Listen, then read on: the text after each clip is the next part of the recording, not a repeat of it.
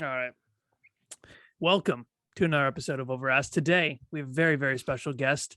Dustin Brohm's on the program. He is a realtor. Okay. We were just talking about that, a realtor. And he is actually competition. So he's the number 2 real estate podcast of all time. Happy that you're on number 1. You can see how it's, done here. I already see how this is going to go.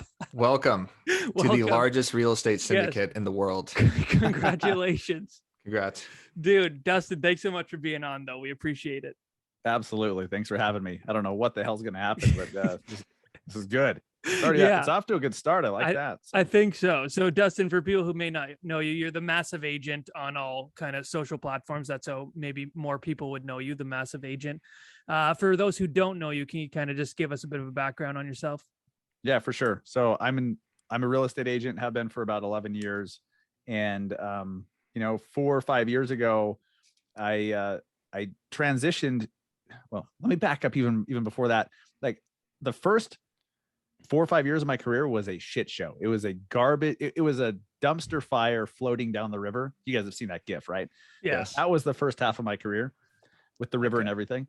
So I didn't know how to get clients, and I did a good job. Like I knew what I was doing for the most part. I just had trouble marketing. I didn't understand it. And I was following a mentor who liked to chase people down and convince them to work with him. He had this script stapled up on his wall and his freaking Bluetooth headset, and he liked to do the calls. Cool. I hate that shit.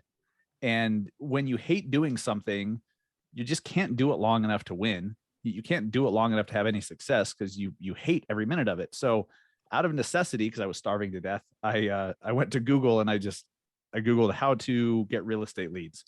And it opened up this whole new world to me of content marketing and attraction marketing. And, my mentor taught me that you have to like show up on someone's doorstep, or you have to call somebody or chat them up wearing your stupid little name tag that I still have, by the way. Oh my God. Throw that away. Jesus. No, it's memories. What not to do. Does it say massive agent on it? Yeah, these were BC. Okay. These are before the massive agent time. BMA. Mm-hmm. But he'd chat people up in the produce section. Like they'd be measuring cucumbers, and he'd chat them up about the real estate market. And he was successful doing that. Measuring cucumbers was the reference you had to go with there. This is the Overasked podcast. You're right. Yeah, Sorry. True. I read the room, and here we are. Yeah. Wow. So, I was starving to death because I didn't really have any business, and it opened my eyes that I don't have to do that. I don't have to chat people up. I don't have to call them. I can attract business with content, with all this stuff. So it opened up a whole new world. I started having some success. I started selling some homes. And then Snapchat came along thanks to Gary Vee. And I was really getting into Gary Vee at the time. So anything he said, I was like, okay. And I would just do it. And he said, get on Snapchat and then write an article about why you're using Snapchat like for the year. Cause it was like December or something, like why you're going to be on Snapchat specific to your industry. And I'm like, okay. And I sent the article to Inman and they published it. And I'm like, okay, they published it.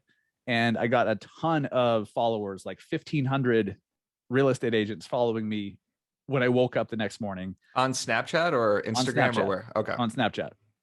And then the next day, the same thing. So I had thousands of agents following me. And so I'm like, oh shit, like I should probably do something. And I just started documenting what I was doing on a daily basis. And most of it was marketing stuff, like a Facebook ad or a Canva graphic or, doing this social media campaign or whatever. And I started sharing that. And I noticed there was an audience for it. There was a demand for learning how to do that shit. So I just started sharing it and I started to get referrals because people started to know me as the agent in Salt Lake. And so that became a passion of mine. And then I really leaned into helping other agents just by showing them what I had just done, like just kind of reaching back to the people who were a step or two behind me saying, hey, here's what I've done. You can do the same thing. And that led me to start the podcast and, everything else I'm doing today. And it's been super fun. It's fulfilling. And I attribute it to asking a question a few years ago One of my mentors said that the quality of the questions you ask will determine the quality of life you have. And so I'm like, first off, what the hell does that mean? So he clarified, and he's like, well, you could ask a lazy question like, how can I work more to make more money? I was like, yeah, that sounds good. He's like, well, does it? He's like, why don't you ask a better question? Like, how can you make more money by working less? And I'm like, oh shit. So that I started to ask myself, how can I sell more homes without doing it personally? How can I make more money without working more? And I found everything that I'm doing today really fits that, while being more fulfilling and having a bigger impact on other agents around the industry. So just having a blast. It's mostly marketing stuff, but good times as an agent, right? So what's your favorite color? That is a hard-hitting question that I was not prepared I mean, for. your mentor, you need these profound questions, so I figured I'd lead off with a tough one there. You want to? I'll go with blue. Okay. I was gonna say gray from the looks of your fucking background there. I look like a communist or something. But yeah. So there's a lot to unload here. Okay. Unload, unpack. I mean, we're measuring both. Cucumber sizes. Yeah, that's correct. So the first 5-6 years of your career was awful. It's kind of like Eric's entire real estate career in this. Not that bad. Okay, not as bad as that. Okay, so you're still a couple of steps ahead of there. Okay, yeah. And then you really, once you kind of, I guess, got a different mindset of how you could do things, and you figured out that it's not a one-size-fit-all business, because I think that's what a lot of people think it is. You have to door knock, you have to cold call, you have to send fucking 17,000 flyers a month. You don't have to do anything. You like, there's something for everyone, and that's the hardest part in this industry, is finding what works for you. And it's like a cliche thing to say now, but like, you need to find the things you're passionate about, because that's going to keep you consistent. And when you're consistent, that's when you get your results. So clearly you've found what you're passionate about, and now you're getting those results. So are you leveraging now pretty much all your business from the podcast? Yeah. I mean, most of it comes from the podcast somehow. I still get referrals coming in. I have a team here locally that I have do those deals, which is super cool. I'd say in one way or another, it comes from the podcast or the brand or my social media content. So yeah, it's all from, the content that I put out over the years, for sure. Yeah.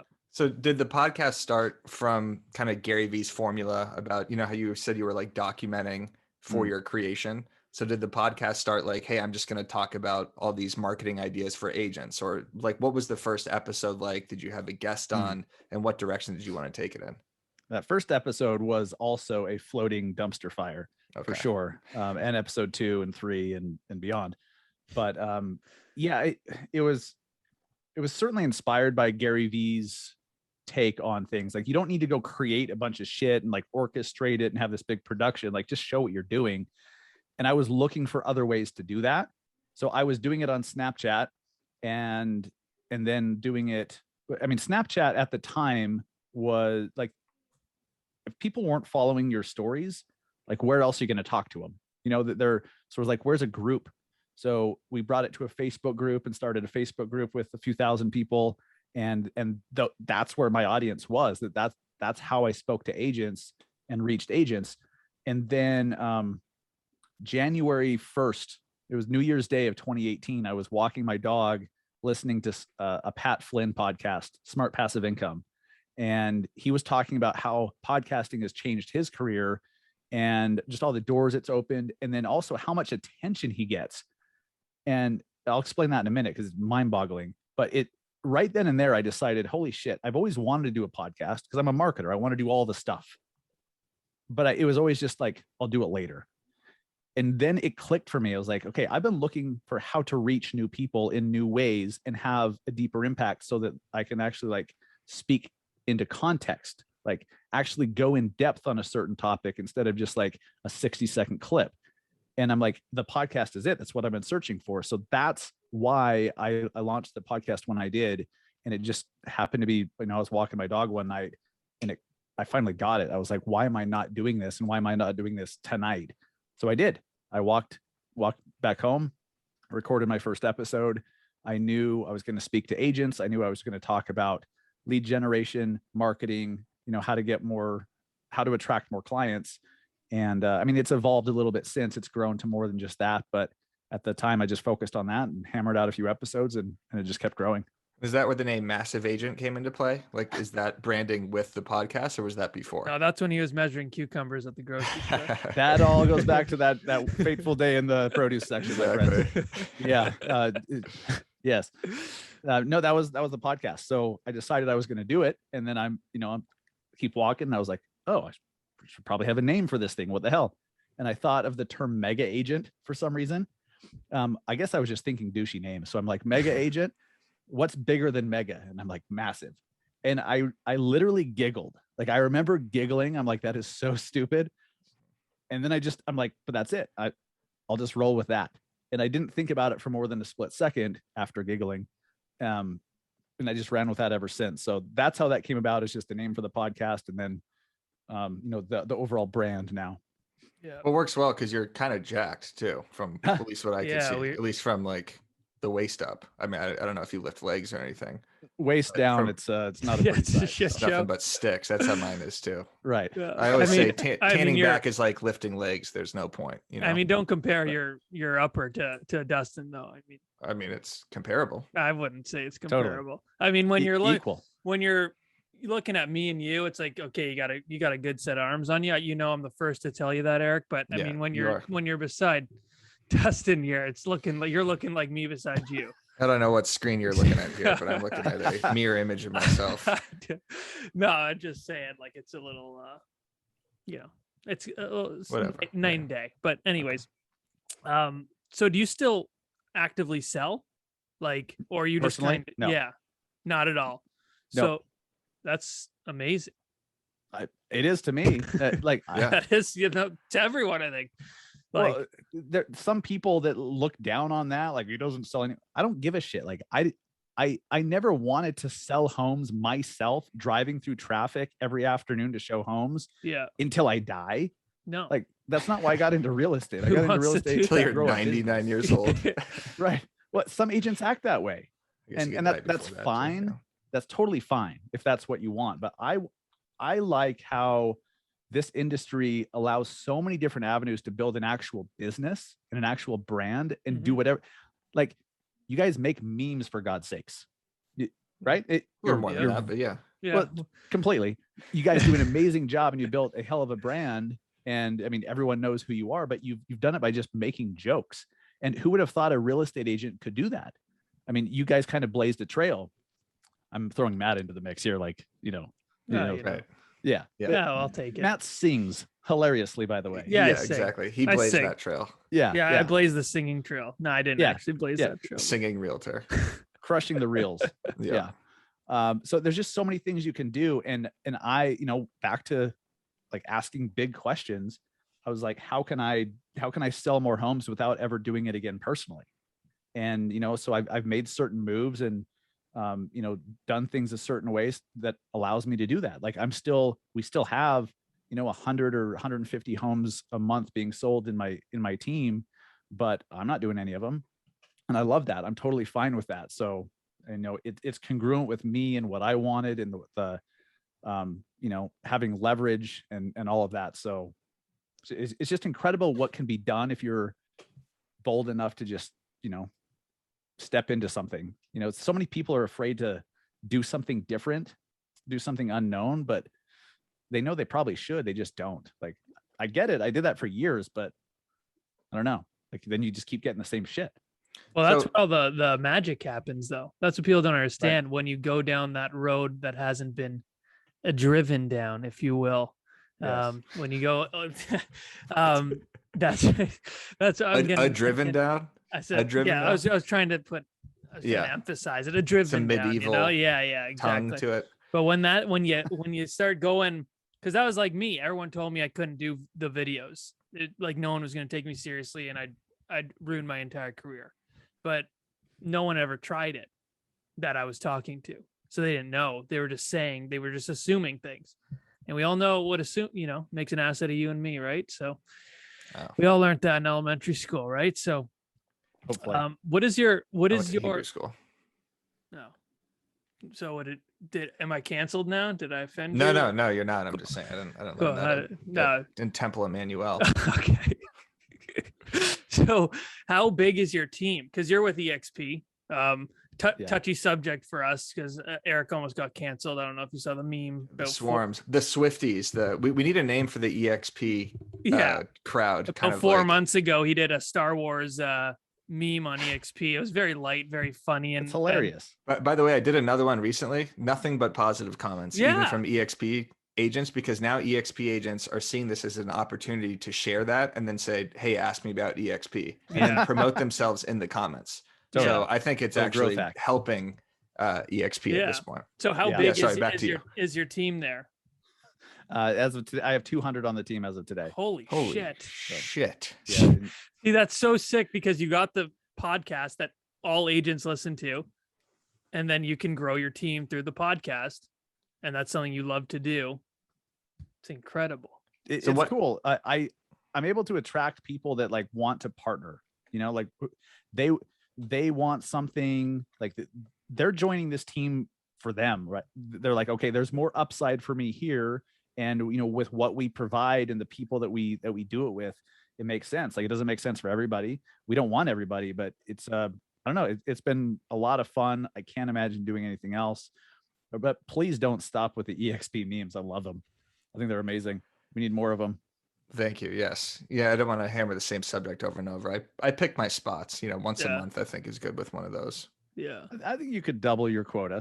Okay. I think there's room every you just want to piggyback off it and then, so I can recruit in the fire. No, are you, exactly. But you're not like a heavy, because I've had a couple EXP agents, they go hard in the paint. You don't seem like someone who's really it seems like everyone gravitates towards you and come to you. So it makes your job way easier and you're not being all salesy or whatever. Is that true? Yeah. I mean, I'm not afraid to, like, when a conversation comes up, I'm not afraid to say like, hey, this makes a lot of sense for you based on what you're saying, and really like making it clear why, like what our value proposition is. But no, I don't do a whole lot of the chase you down, convince you bullshit, because first off, it doesn't work. And second of all, I hate when people do that to me because it doesn't work. Mm-hmm. And so I do what works. Like I'm not doing anything revolutionary. I'm following some people above me and who have come before me. That's literally all they do is they just attract the right people. And then we help them do the same thing and it grows. It's cool. Cause then you build a culture of people that are like, they're all friends because you're all like-minded, you're friends, you want to collaborate together, you want to share. And if it's just a bunch of people that were convinced to be there, some of them are going to be grumpy and, douches and, not the best culture. And that's not what we want. So did you make the transition to EXP after you already developed this entire kind of content apparatus? And did you realize like, hey, this is the move now because I have so many eyeballs on me, I could recruit really well? Or how did that come to be? Yeah, honestly. Yeah. It was, smart. So I started the podcast in January 2018, and then I moved to EXP in May. So, I saw how fast the podcast was growing. I knew that I had an audience and I had people that were, like we're looking for ways to work together. And then I would have done it a lot sooner had I understood EXP. So it took me about a year to actually get it because I'm dumb. But I was actually, I was looking, like I'm like, once I finally got it, I was like, okay, that's going to let me do all the things I wanted to do anyways. And so, yes, I probably would have done it even without the podcast, but the podcast certainly, or the growth of the podcast certainly factored in because it just made so many things possible that I wanted to do anyways. So you won't even sell your friend's house, your personal house. You don't sell anything at all ever? Try not to. But you will. Same. It was similar mindsets. We're anti-agents. I won't even take referrals. Right. Swat them right back. Right. Just kidding. Compass and Dad. No, I sold my parents' place. When was that? 2 years ago? 2 years ago, I sold my parents' place begrudgingly. But besides that, no, because I'm not the best fit for most people right now. Like my time is better spent elsewhere. And so I'm not the best agent. I have agents who focus on listing all day long, that focus on buyers all day long and certain parts of the Salt Lake area all day long. I don't. So, I could be selfish and try to do that, but first off, I don't want to. They're better for the client than I am anyways. And it works out. So being someone in content production, do you find it difficult to come up with new posts or new topics for your podcast because you're not selling as much? Not really. No, because I talk to so many other agents. Yeah. And I, I spent 9-10 years selling homes actively. So, I get it. And I'm involved in transactions in one way or another every day, even if it's from a mentor role or whatever. So no, I haven't found that to be an issue at all. Good. I mean, neither have I, for the record, in case anyone was wondering. Obviously. Yeah. Yeah. Yeah. It's such a weird industry because people think you just need to work all the time. The only way to be successful is to work all the time. And to me, that's not if you're working all the time, 24/7, to me, you just have a time management problem. Right. I don't see success at all. So, I mean, I feel like people need to wake up and realize that, because myself, I'd rather do, 10, 15 less deals a year so I could hang out with my family. I don't, I just don't give a fuck about being the top agent in the fucking country or city, or, I do what I need to do. Neighborhood, fucking anywhere. I'm probably not even the top fucking agent in my condo complex here. But I think people need to hear that, and it's okay to, I do pretty well. I can really do whatever I want to do, whenever I want to do it. And I am always at home with my wife and my dog, and I love it. So I don't think, I think people need to hear that you don't have to be a psychopath. And because you always see those Grant Cardone motivational things, and they're like, oh, what if you're going to look back in 50 years and regret that you didn't do that, and you didn't fucking work harder and all that shit. But they never say you're going to look back in 50 years and regret that you were never with your family. You worked for no fucking reason. Speaking of Grant Cardone, Grant Cardone, addition to EXP, I know this is kind of old news at this point, but has that been a net positive or net negative for the overall kind of view of EXP? From my perspective, everybody stop what you're doing right now. Stop listening to the podcast and focus your attention on what Matt Leonetti is about to say. Stop. Thank you. In real estate, it's work hard and play hard.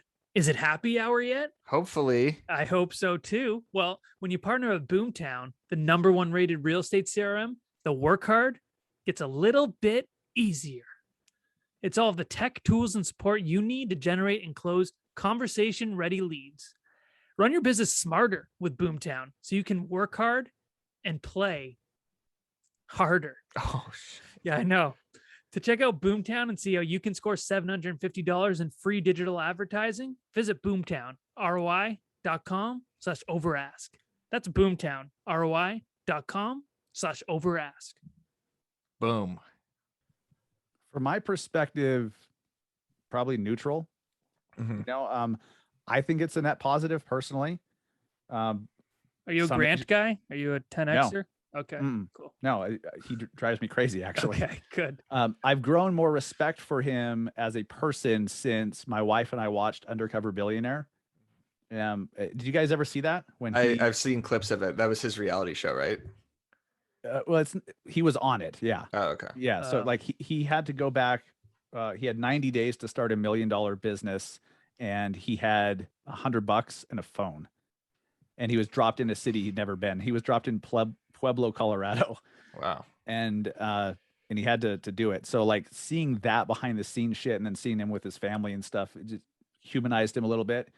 I think he's a douche, in a lot of his content, but yeah, Gary Vee works for me, Same with me. I love Gary. Yeah. It's funny. People are in one of two camps. They're either team Gary or team Grant. I now understand and respect Grant more, but I wouldn't say I'm a Grant guy by any stretch. Gary just gives such actionable content. Just, like you said, in 2016, 17, when I was watching him way more frequently with the documentation and just the consistency and him telling agents to be their own media company, basically saying you have to be everywhere. You have to be producing blog posts and video posts. It really changed my entire mindset with the broke agent.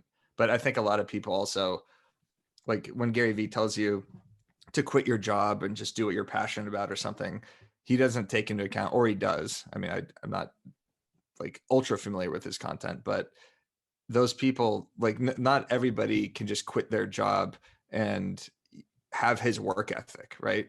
Like not everybody could just, go play baseball or, trade baseball cards or something like that if they're not, experts at it. But it's hard for someone to see, like because he works so fucking hard all the time. He doesn't understand that people, I guess he does understand, but like, he doesn't understand, like, okay, well, if you don't like this situation, then work your ass off and create a better situation. But people, like you said, people won't be able to work that hard because they're fucked up. Right. It's odd. It is odd. There's a lot of fucked up people in our industry that, they misinterpret the way, things that Gary said. Gary's never said don't sleep. Mm-hmm. Like if you really listen to him, he's like, he sleeps like 8 to 9 hours a day. And he's a huge fan of it, but he's all about what you do in your waking moments and making the most of your time and where you're at in your life. Do you have a family? Do you not? Can you work 18 hours a day? Can you not? Like there's nuances to it. And some people just like kind of read the headlines and they're like, oh, he says I should just work. I'll sleep when I die. And, okay. But if you're going to be miserable, you're probably going to be depressed. You're probably going to get fat, unhealthy. You can do what you want, but like, it's just really cool when you give yourself permission to do whatever the fuck you want to do. And there's so many other amazing people in our industry that have already done something unique. And we just have to look to them and how they did it and just follow their roadmap to have similar results. Like there's not a whole lot of unique shit left over to do in the real estate industry. I mean, maybe with blockchain, there will be, well, there definitely will be, but like, as far as business models and, how to attract business, how to structure your real estate sales business, there's dozens, hundreds, thousands of others that are doing it at a very high level. That shows it's possible, and they've shown how to do it. The only variable is, are you willing to do it or not? Maybe that does take long hours for a short period of time, long period of time. I don't know, but it's all up to you. If you don't want that, if you want half as much, do half as much. I mean, I'm just tired of seeing other agents living off of metrics that are important to others that aren't important to themselves, like number of sides per year. Who gives a shit? Like, I want to know how much money I've made net. If I could do that from 2 homes sold, awesome. Why is that a bad thing? Yeah. Why does it need to be 120 homes? I'm the exact same way. Everyone asks me, hey dude, how many? So I'm like, dude, you need to fucking stop with that shit. Like, just worry about your volume, how much you're actually making. Who cares? Like I always say, if I was in a market that was selling like $130,000 houses, I wouldn't even be an agent. Like, to me, you'd have to sell fucking like 100 houses to make what I make. I don't want to sell fucking 100 houses. Right. Kidding me? Right. Are people insane? Like, yeah. I mean, that's why I should just move to LA and sell like a couple $20 million houses. Join my team. Like, yeah, fuck. Join your team. I'm going right to the fucking ground. So, Dustin, what's like your number one focus right now? Because you do speaking gigs, you have a coaching platform. I noticed you have a referral network as well, where you could kind of, is it like you purchase a spot in a specific city and then that's your referral zone? So like, you have the podcast, obviously growing your EXP team. So what's your kind of number one goal? What are you trying to grow right now the most? What I'm trying to grow the most is just exposure of my voice, my message, and my podcast, because I found that the more people hear that, the right people funnel through, and we end up having conversations about partnering, or they become a referral partner, or they then refer the podcast to someone else. It leads to, join the coaching program or something, or, a paid speaking opportunity. It's amazing. Like, agents need to understand that if you just get seen by more people and you have a consistent message that's somewhat valuable, and the value is in the eyes of somebody else, not in your eyes, good things happen. Like, the bottom line will increase. You just have to be seen by more people. So ultimately that's the main metric I'm trying to do, is just get, increased downloads to the podcast, get seen on social media more. So like, I got super nerdy a couple months ago. I went and created a spreadsheet where at the end of each month, I'll go into Instagram, Facebook, LinkedIn, and I take my podcast numbers and income and a couple other things, and I track everything. Like, how many people did I reach on Instagram? How many posts did I make? Like, so I track like income per post and all this shit, which in the short term, like, there's so many variables to that, but I want to see what affects what. And so I'm tracking it all. Like, if I get more views on Instagram, does that lead to this? Does that lead to this, which leads to more income? I don't know yet, but I'm tracking it all like a crazy person. Because it's all that rising tide lifts all ships kind of thing. What kind of content do you see right now that's getting you the most growth on Instagram? Like, I see you're doing reels, videos, you're doing podcast clips, you're getting tons of engagement too. Like, you're getting, 30, 40 comments on some of these posts. So something is working. What's working the best right now? Dude, honestly, I'm trying to figure it out. Like, I'm trying all sorts of different shit. What you've done, like, you figured out what works and you just keep doing it every single day. And it's awesome. I don't really have a thing that I do every single day yet. I'm trying to figure out what that is. So like, that's why I'm experimenting with like some funny meme shit every once in a while, or like something totally non-real estate related that's funny, or this or that. What I believe will be the best for social media growth and being discovered by new people is going to be finding little topics, Instagram reel style. So in like 60 seconds or less, talking about, 3 mistakes agents make in their first year and how to avoid them, or, stuff like that are just quick, digestible deals. I look at my friend, Neil Home on Instagram. Yeah. And he's absolutely crushing it with growth, which directly leads to him closing more loans. Like, he's blown up just by getting very narrowly focused on Instagram reels. Yeah. And he's got great valuable content too. Yeah, he amazing. Does. Amazing. Those list style posts that he does, like you said, like 3 ways, 3 mistakes realtors are making on Instagram or something like that, captures the attention throughout the entire video anytime you do a list. And obviously retention of videos is the number one metric for pushing something in the algorithm. I know I've said this like every fucking podcast, but even his posts though, like, I just watched one today on how it was like how you use your house as a bank, and it was literally like 15 seconds maybe. Like, it was so short, and it was like, oh fuck, that's a good tip.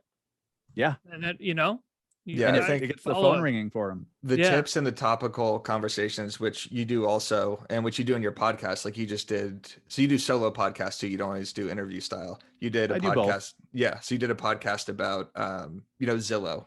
Like, let's talk about Zillow, I think was the title, or maybe that was a previous one. But obviously when all the Zillow stuff was going on, that was super topical, and the engagement on anything that was being discussed with Zillow was through the roof. Like, I had a post that I think picked me up like 800 followers in a day. That was just like a slideshow of, all the titles of the articles. So I think staying topical and, commenting on news, which you're well aware of, since you're, talking to so many agents and you're a podcaster yourself, that stuff will do really well. Like, people hearing news from creators as opposed to just reading articles from Inman and Housing Wire, that stuff is more interesting, seeing someone like break it down.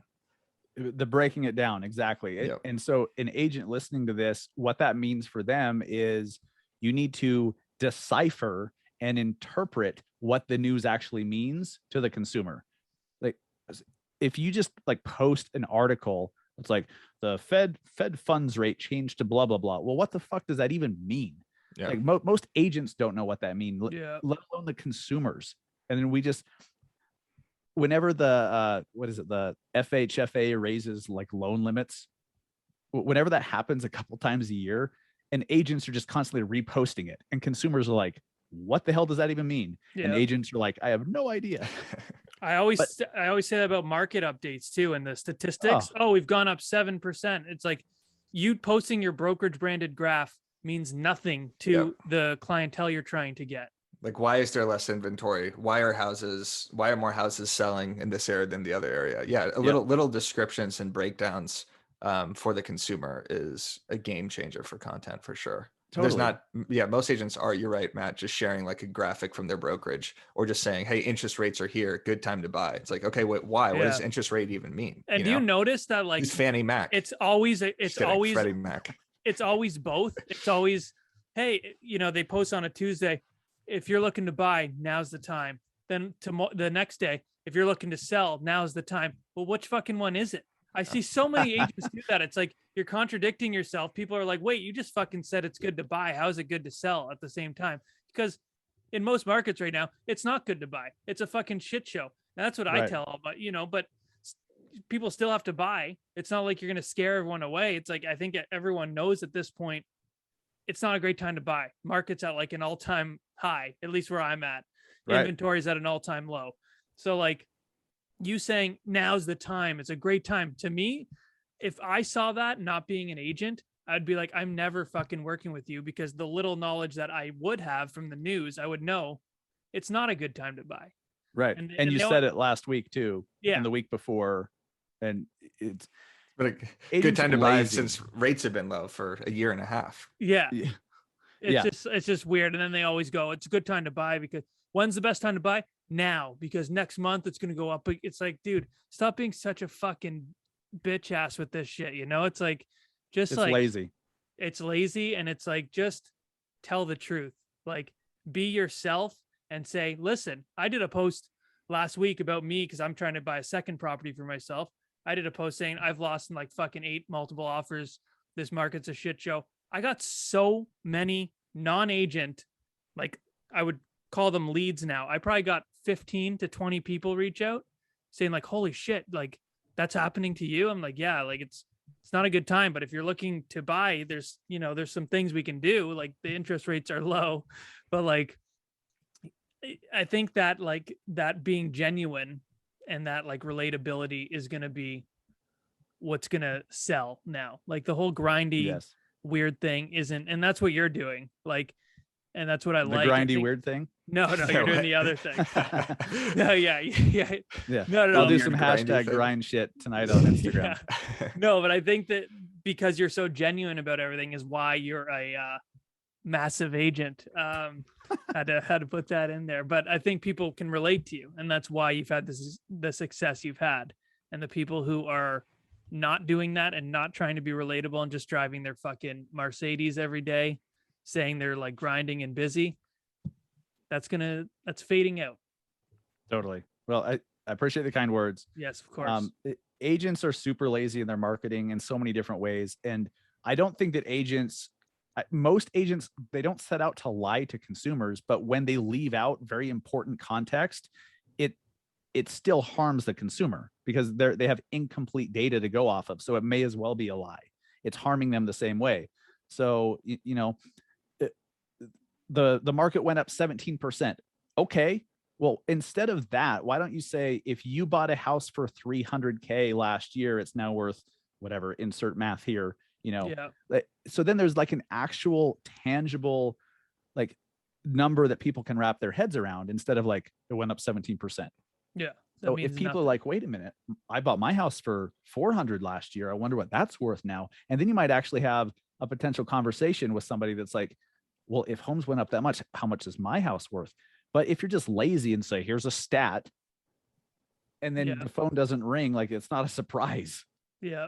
And another thing, we interrupt each other once an episode. You go, Eric. Okay. Yeah. Just providing info and value is the best way to attract clients. I think that's all I was going to say. Yeah. And it's super vague. The market is going up 17%, okay, but what about this part of the market? Right. They're saying like all of Toronto is up 17%. Well, there's pockets, right? It's not just Toronto. There's neighborhoods and like there's condos, there's single families. Yeah. Everything's not 17%. So like it's misleading for sure. So I think, like you said, if you were just a little less lazy about it, you could be like, the market's up 17%, but the condo market's here and the single families are here. If you just break it down a little bit more, I think you'll find more success. Yes. And you ask some questions too, because like you said, buying is a shit show right now. Some people should not, but it depends on what they're trying to do. I saw, I think it was an Inman email that came through or something. Maybe it was from The Real Deal, that like investors were responsible for like a record percentage of home sales last year.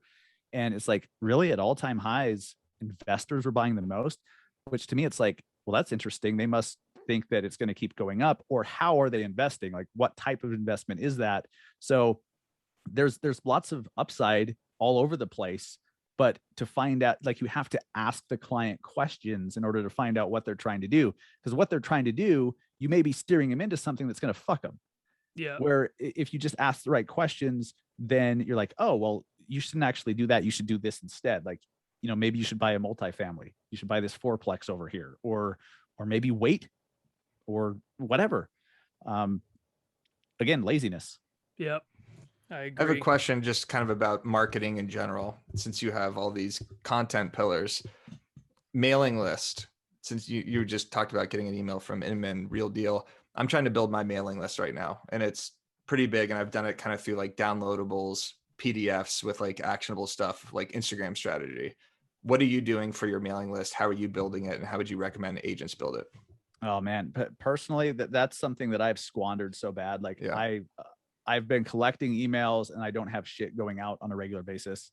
So I am subscribed to a lot of other email newsletters so that I can get ideas, like The Hustle, Morning Brew. Mm-hmm. I love the emails that the clothing company Lions Not Sheep sends out. They're probably the highest quality emails I've ever seen as far as graphics and everything. And I just subscribe to all these emails to get ideas. So then when I hire somebody that can handle that, we're going to knock it out of the park. With agents, it's much, much, much easier. So, you know, every time a lead comes in, you're building your database with emails, and hopefully you're collecting emails in other ways through contests or open houses and all the stuff, right? So like, it's as simple as if people are following you or reaching out for real estate information, it's okay to send them real estate information, you know, once a week. Like, do a weekly newsletter, a weekly update, a weekly email of some sort. Talk about, give some context to some of the numbers that people are seeing in the news. Feature a listing or three. Like, here's our featured listings for this week. That stuff, not everyone's going to want it, but those that do, they're going to like that if it's regular. You know, just make sure that it has a format, that there's some consistency to it. Because what I can't stand is when I start to like a certain way that a newsletter does things, and then they switch it up. Like, well, what happened to this? Who was it? They were doing these snippets, which were like quick little headlines, and I loved those. And then they got rid of them, and I was like, what the hell? Like, that's why I got your newsletter. And then I unsubscribed. So whatever you do, like, it's okay to add on and change stuff, but try to stay as consistent as possible with the format and the different features within your newsletter, so that people can count on it. Like, that's where the power is. When they know that they're going to see the 3 featured listings every week, maybe that's why they're opening your email, is they want to see them, or the homes that are about to hit the market, they want to see them. So stay consistent with it.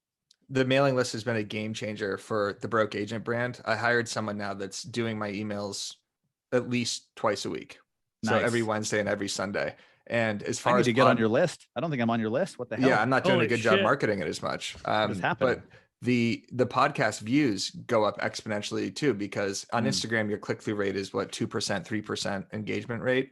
On mailing list, the industry average is like 15 to 25% or something. Of course, I'm making these numbers up, but that sounds totally sounds accurate. Sounds right. Let's just say mine's 25, 30%. Right. Yeah. People are people are watching the YouTube videos of this. So like, it's helped so much, because now I have something to send them to. You have something to send them. You do a weekly podcast. Right. So you do the podcast. You also have a blog with your podcast, which is impressive too, because you're breaking down the information if they want to actually read it, as opposed to listen to the entire thing, which we have to do. Mm-hmm. But I think your email list would be so valuable because you're providing market knowledge, you're providing insights to actual real estate news, you're featuring guests, you have your referral network, you have your content platform, you have your coaching, you have articles you're writing for Housing Wire and Inman. Like there's so much information that you have to give to people. I think that your email list would crush it. It's just about like collecting those emails. And I've found the easiest ways to do these downloadable things like, hey, here's 10 secret Instagram tips. I'm doing another one next week. And I keep hitting them with these kind of free ebooks for agents.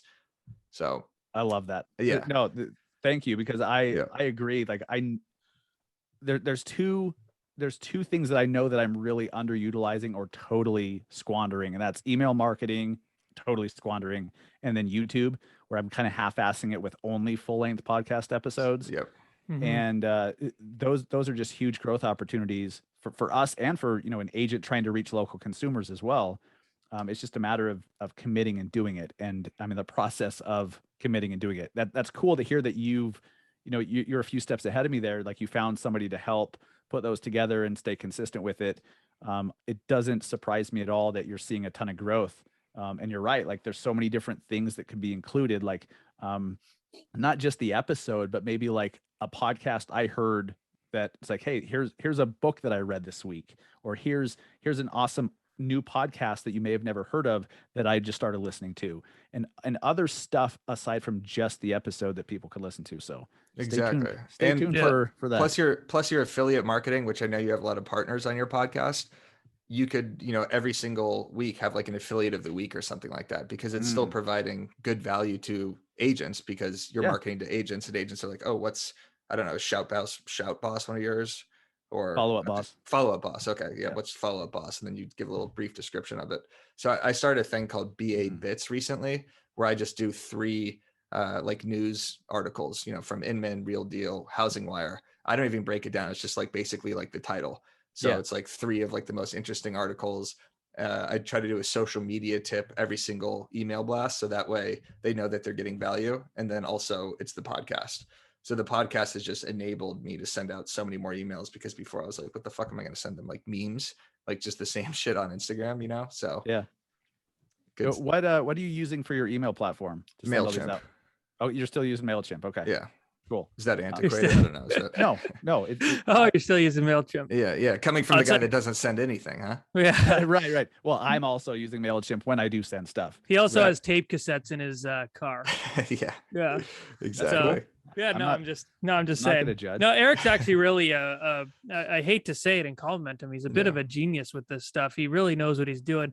Actually upsets me when people, oh yeah, he's a broke agent. You don't get it. You don't even know what's he's rich coming. as fuck. See that room? That room he's in? Yeah. Guess that room's beside fucking Hillary Duff right there. Okay. Yeah. Exactly. That's his neighbor. He's fooling everyone. He's a fucking genius. That's right. I've seen his crypto portfolio. The guy's Well, not today. You buy the Squid Game coin and watch it drop to 0. Exactly. Shoot, let's hit you with a quick lightning round. I got a haircut in 15 minutes just down the road, but it's a really nice haircut place. Because he lives in Beverly Hills. We're filming this like real estate course, and I'm doing my hair literally for this course. Yeah, it's like a funny real estate. It's going to be a good one then. My hair actually looked fantastic in it. Your hair did look fantastic. It did look really good. Yeah. Okay, so this is the not so lightning round. We don't really have many questions, actually. We call it a lightning round, but do whatever the fuck you want. Eric, do you want to start? Sure. Yes. Okay. Who would be your dream guest to have on the podcast? Andy Frisella. Okay. You want me to elaborate, or is it like a real lightning round? Yeah. I don't know who that is. I don't know who that is. Just give us a 2-sentence description of this guy. His approach to business and mindset and everything has just been so impactful to me that, like I have a few selfish questions that I probably want to ask him. And, he's got a big ass audience too. So if we're being honest, growth hacking by having him on the podcast would be big. So of course that would work too. Good answer. Okay. Now we'll get into the hard hitting stuff. Yeah. Who would win in a fight, you or Ryan Serhant? How tall is he? He's 6'4". He'd beat the shit out of me. No. His arms are probably as long as my legs. So I don't know. How tall are you? Plus, I've been in one fight. Really? You look scary. 2 fights. Did you win the fights? That's why I've only been in 2 fights. You look scary. Why? Because he has a junior backwards high, hat and on? then I headbutt a kid in high school. Sick. Yeah. Why? Sick. I door fucking slammed a with you. guy once. Oh, like when you were door knocking? No. I was driving in a car. My dad was driving in a car, and these like guys were like walking in front of the car really slow, and they wouldn't let him pass. So then he like had to go on the sidewalk, and I fucking door slammed the guy as he was driving. Sick. Damn. Yeah. What an asshole. You know. See, I thought anyways. you were prospecting, like, knocking, 10 homes around an open house. And then some shit went No. down, and I just slammed him into his own door. Yeah, just yeah. Well, I don't know. You got a good set of arms on you, but so does Sirhan. So okay. see, We'll leave I'd it at- like to have him on the show sometime, so I don't want to start the relationship by telling him I'm going to kick his Smart. ass. Yeah, very Right, strategic. that's You know, he's been on our show, friend of the show, actually. So Friend of maybe the we can make that connect. I just spoke with him in Fantastic. Boston. Like such a nice dude, such a good guy. Everyone Tall. says that. He Yeah. must like really be a nice guy. Yeah. He really is. kind Like, of sick of hearing it, to be honest. You know, He's really Son nice. of a bitch. but it's Yeah. almost like different when you see him in person. You're thinking he's gonna be like that big personality, which he still is, but he's just like super down to earth. Cool. Nice dude. Yeah. Who's the I like seeing him win. Yeah. He does some really cool stuff. Yeah, he's he done does. he's done incredible things for the entire industry. So Oh, like absolutely. you need to like him. Yeah. Who's the coolest person you've met in the real estate industry at all these conferences and everything? Like who do you enjoy grabbing a beer with the most, or Other than playing golf with? or- obviously the two of us. yeah. You haven't. I don't think you've met No, us. I don't think we met in person. No. No, we Not, met. not yet. We met enough. What? We met enough. It's been. Yes. I don't think we have to. Okay. Guy or girl, of course. Just who's, is it Katie Lance? Is Katie's it cool. Is it Have you met Byron Lazine? Brad Inman? Byron's cool. Lazine? Yeah, Byron's I like cool. Byron. I would say honestly, my friend Haley Parker with Fairway Mortgage, Fairway Cool. Southwest. Okay. She's become a good friend, amazing personality. Like, the first time we met, we were like old friends, which is weird. Yeah, Yeah. that's always good. She's cool. You Eric, guys know who- Haley? No. No. Who would be yours, Eric? I mean, Byron's like my best conference friend. Okay. He's Cool. he's fun to I'm he gonna knows finally meet everybody. Byron. Yeah, he's a nice dude. Yeah. There's a lot of Conference nice bestie. people. Yeah, he's my Dan O'Neill, obviously, as far as like partying with. I didn't know him until I saw all your Tom Ferry Summit content. You should have him. A lot of the people. podcast. He seems awesome. He's a funny guy, and he's crushing it with his vlogs. We mention him every Nice. episode. Yeah, he's awesome. So he's second paying out you, with a obviously. yeah, of course. He's coming out Yeah, with a podcast called Between Two Lock Boxes, which is a take on Between Two Ferns by Zach Galifianakis. So Yeah, that'll be That's good. beautiful. Okay, Dustin, we got two more here.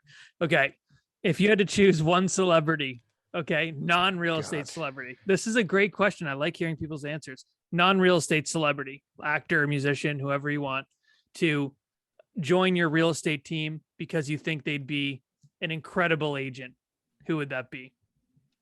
God, that's such a weird question, which I makes know. it so awesome. Yes. A celebrity. Dude, Gary Vee. Oh, Okay. yeah, that's Yeah. true. That's a First- great answer. I don't even need to Fuck. explain that one. do Yeah. I? No, you don't. Yeah, he would crush. He would just destroy everyone. He'd have you on email marketing, LinkedIn, everything. He would Your go- social he would- media game would be He would go ridiculous. garage Yeah. sailing and then Yeah. sell the house. I Yeah. can't believe we never thought about that. He'd Actually, flip a Pokemon into into the a house. listing. Yeah. Yeah, Just A a fucking Charmander becomes a Charizard. fucking mansion. that's right. It would be a Charizard, Yeah. Okay. holograph Charizard. Right. Yeah, Well, we the both point put, was the point was flipping something like, not cool. Like the less version. My Right, reference made okay. more sense because No, it had to okay. be like a more I get you. I discreet got you. version. Yeah, no one. Like could everyone flip would a say Charmander. Charizard. Yeah, a no one, Charmander would be funnier because it'd have to or a evolve with different Squirtle. versions. Squirtle would probably even be harder. He'd flip a coffee mug into a listing appointment. There we go. That's good. There you go. Yeah. I like that. Yeah, get off Pokemon. Okay, cool. All right, Eric. Dustin, I will ask the question. Yes. Right on. Where can people find you? What do you want to promote? Anything? Want to say anything? Just listen to the Yeah. podcast, Massive Agent Podcast. Okay. Find me on Instagram, Facebook, and YouTube at Massive Agent. And then, the nice thing about being an online marketer is they're pretty easy to find. So if somebody can't find me, they should probably wear a helmet outdoors. They should. Yeah. If they can't find you, it's probably for the best. They don't need to find you. Right. It's doing me a favor. Yeah. Check out this guy's Instagram too. He's posting good shit. Hire him to speak, join his network, join his team, just join his workout program. Person. Yeah. Insert call to action. Get on his podcast. Yes. Do it all. Yes. Thanks, guys. Awesome. Dustin, thanks for coming on. Absolutely. Thanks, man. Absolutely.